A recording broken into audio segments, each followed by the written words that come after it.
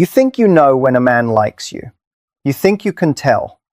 But here is the truth that nobody wants to say out loud. The signs you have been taught to look for are almost always wrong. And the ones that actually matter are the ones happening right in front of your face that you keep dismissing as nothing. That is the problem. You are not missing the signs because they are not there. You are missing them because nobody ever told you what they actually look like. So before you convince yourself that he does not think about you, before you talk yourself out of something that could be real, I need you to hear this. Because what I am about to share with you is not the surface level stuff. This is not, he texts you good morning, or he remembers your favorite color. Those things are easy. Anyone can do those things on purpose.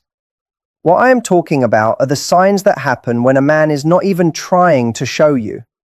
The ones that slip through because he cannot control them. The ones that come from a place so deep inside him that even he does not fully understand what is happening yet.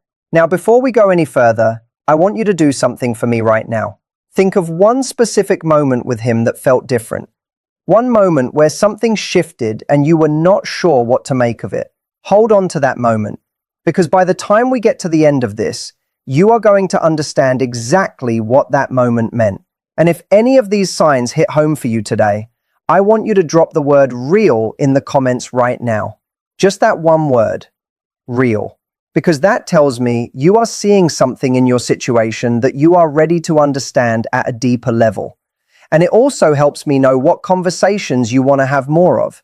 Now let us get into it. Sign number 1. He finds reasons to extend the conversation that have nothing to do with logic. Here is something interesting about the way the human mind works. When we are not invested in someone, we end conversations as quickly as efficiency allows. Think about it. When you are talking to someone you have no real interest in, you give short answers. You find natural stopping points. You let silences breathe into goodbyes. You do not manufacture new topics just to keep the exchange going. You just do not. But when a man cannot stop thinking about you, something completely different happens. He will be in the middle of saying goodbye and then suddenly remember something completely unrelated to bring up. He will say, "Oh wait, did you ever try that restaurant you mentioned?" Or, "Actually, I forgot to ask you something." And here is the thing. Half the time, he does not even have a clear question ready. He just needed a reason. He needed an excuse to stay in the conversation for 3 more minutes because the idea of the conversation ending felt like losing something. This is not a tactic. Men who are doing this are rarely aware of it themselves. They are not sitting there strategically manufacturing topics. The feeling just comes up. That pull, that not yet feeling. And it expresses itself as whatever sentence comes to mind first. So think about the conversations you have had with him. Not just the good ones, all of them. Do they tend to end naturally and quickly? Or do they tend to have these strange little extensions where he finds one more thing to say, one more question to ask, one more observation to share?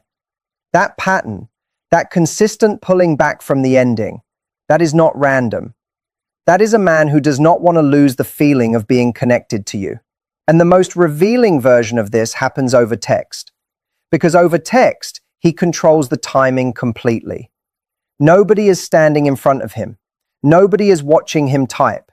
It is just him and his phone, and the choice of whether to keep going or to let it end. When a man keeps a text conversation alive past the point where it could have naturally wrapped up, past the point where both people said what they needed to say, he is making a deliberate, unconscious choice to stay near you. And that choice tells you everything. Sign number 2. He mirrors the emotional tone you set, but slightly amplifies it. This one is subtle enough that most people miss it entirely, and it is one of the most powerful indicators of deep psychological investment. Here is what happens.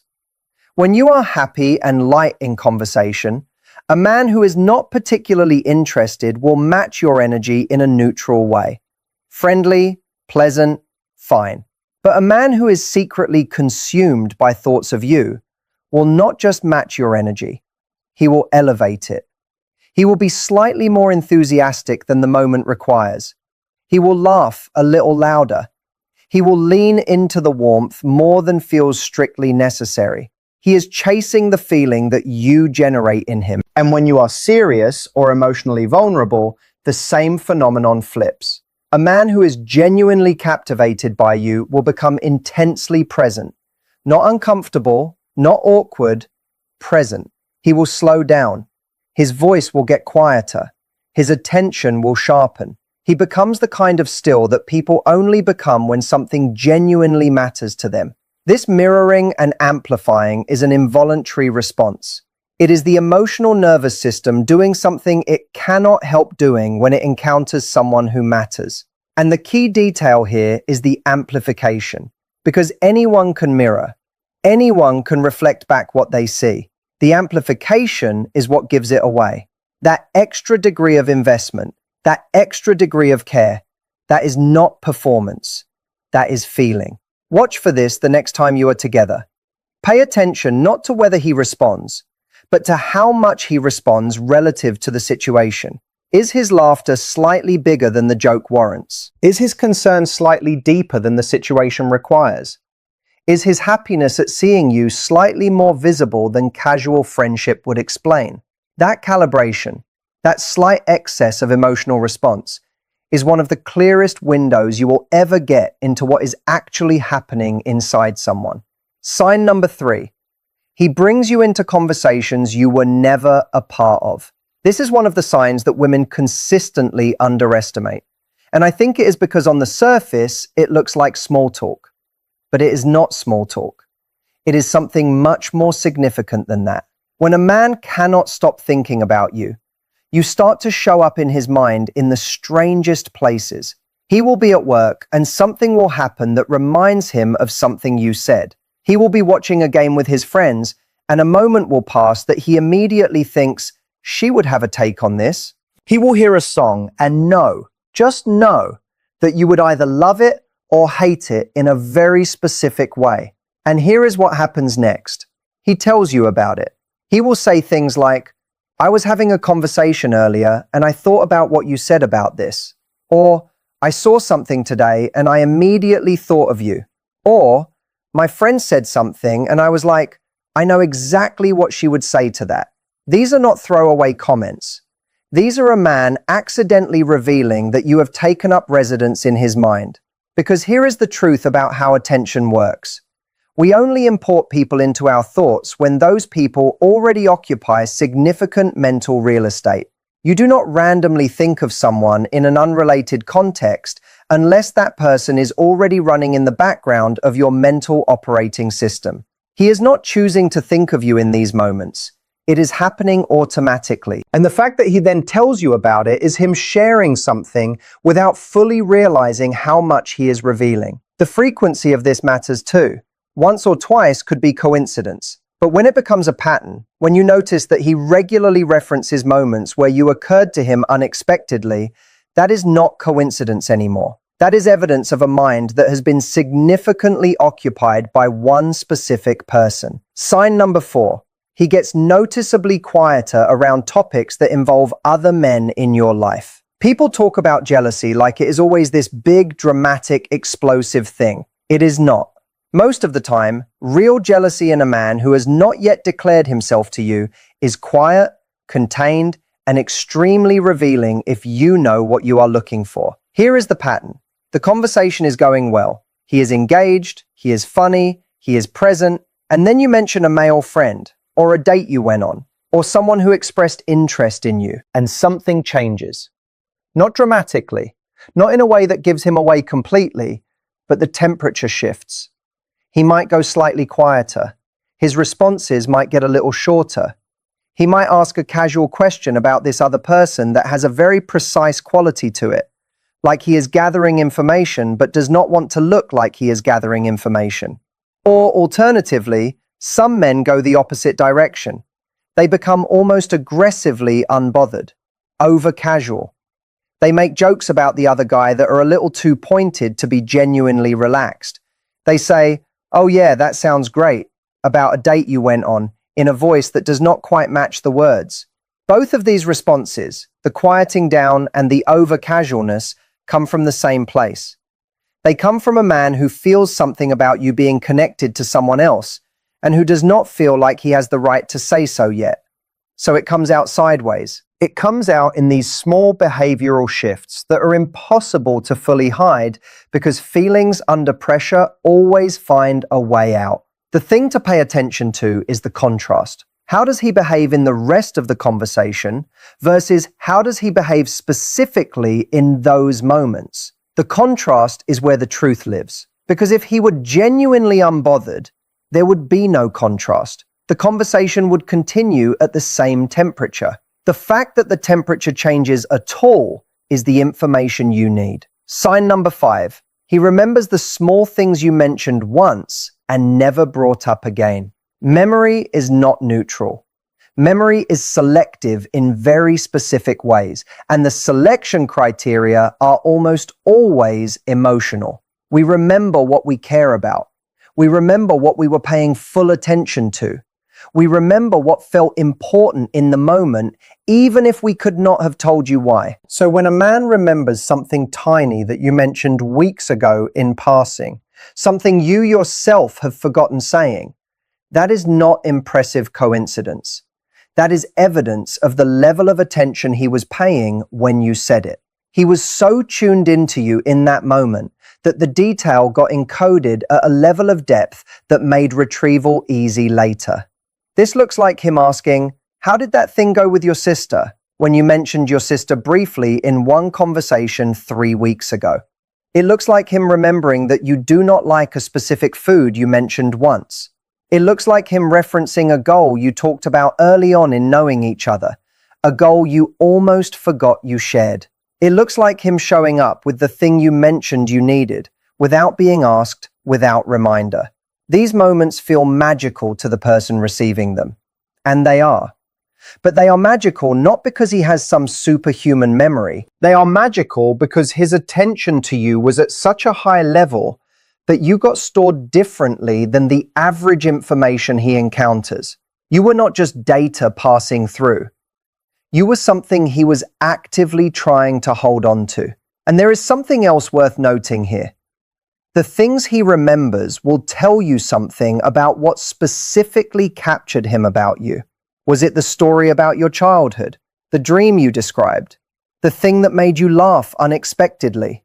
What he retains is a map of what moved him about you. Pay attention to that map. Sign number 6. He creates situations where he can help you or come through for you in some way. This is one that a lot of people explain away as just him being a nice person. And sometimes it is just that. But there is a difference between general niceness and the specific, almost urgent quality of a man who is looking for opportunities to show up for one particular person. When a man is secretly consumed by thoughts of you, he develops what I can only describe as a heightened peripheral awareness around your needs. He will notice when you seem stressed before you say it out loud.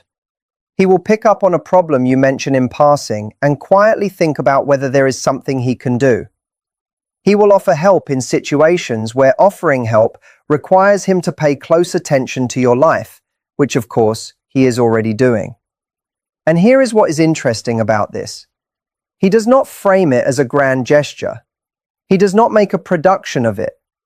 Men who are doing this are often almost casual about it because they do not want to reveal how much they are paying attention. So they underplay it. They make it seem like it is nothing, like it just occurred to him, like it was easy. But if you look at the cumulative picture, if you look at how often he shows up in moments where you needed something, that pattern is not casual. That pattern is deliberate, even if the deliberateness is not fully conscious. There is also a specific quality to how he feels after he helps you. Watch for it. A man who is just being polite will help you and then move on. A man who is secretly thinking about you will help you and then stay emotionally present for what happens next. He wants to know it worked. He wants to know you are okay. He wants to see the outcome because your outcome matters to him at a level that goes beyond courtesy. This is a man trying to prove something to himself as much as to you. He is trying to prove that he can be the person you count on.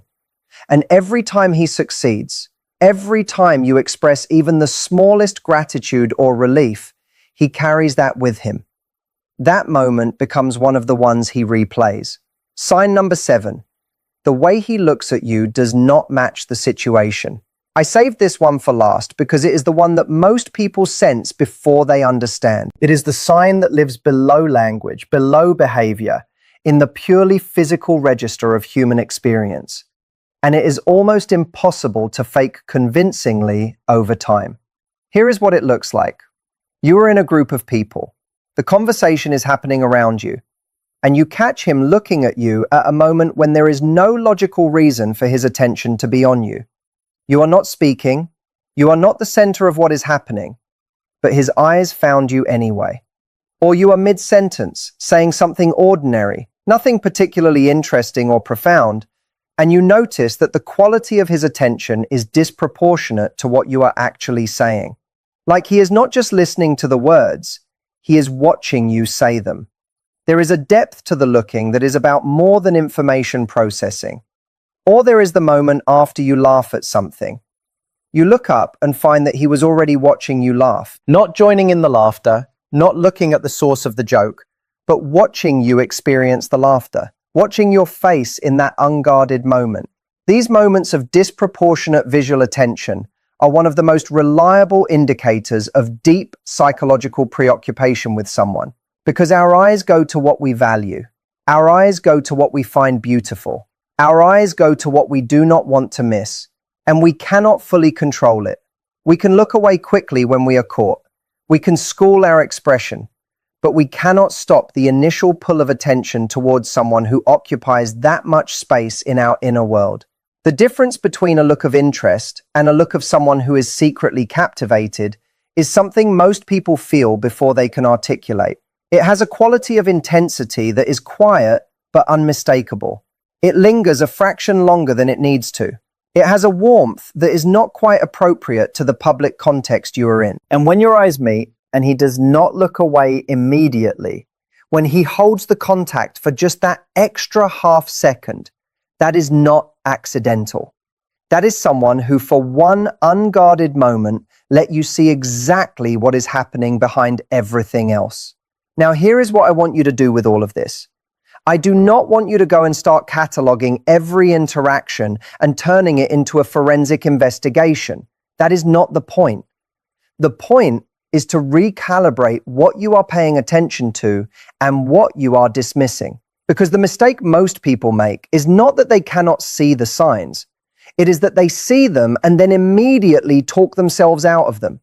He is just being friendly. He does that with everyone. I am reading too much into it. These thoughts are not wisdom. They are protection mechanisms. And while I understand why they exist, they can cost you something real. The 7 signs we talked about today are not proof of anything in isolation. A man who does one of these things once could be many different things. But a man who is consistently doing multiple of these things, especially the ones that are involuntary, especially the ones that cannot easily be explained by politeness or habit, that man is telling you something. Not with his words, but with every part of him that has not learned to stay quiet yet. And here is the question I really want to leave you with. Not, does he like me? That question is almost too simple for what we are actually trying to understand. The real question is this: what would you do differently if you knew for certain that he thought about you far more than he has ever let on? What would change in how you showed up? What would you stop second guessing? What would you allow yourself to feel? Because sometimes the most important shift is not in understanding him better. It is in giving yourself permission to take seriously what you are already sensing. You are not imagining things. You have never been imagining things. Your instincts are picking up on real signals in real time, and they deserve to be taken seriously instead of explained away. The situation in your life right now, whatever is making you watch this today, whatever brought you here, it brought you here for a reason. You are not just passively curious. You are trying to understand something that feels important, and that matters. Trust that instinct enough to keep exploring it. If this resonated with you today, if even 2 or 3 of these signs are showing up in a situation in your life right now, drop the word real in the comments below. Just that one word. And I want you to know that whatever you are navigating, you are not alone in it. The confusion you feel, the back and forth, the hope and the doubt sitting right next to each other, that is not weakness. That is what it looks like to care about something and not yet have all the information you need. That is completely human. And the more clearly you can see what is actually happening in front of you, the more clearly you can decide what you actually want to do about it. Not from fear, not from overthinking, but from a place of genuine self-awareness and confidence in your own perception. Because you were right to notice.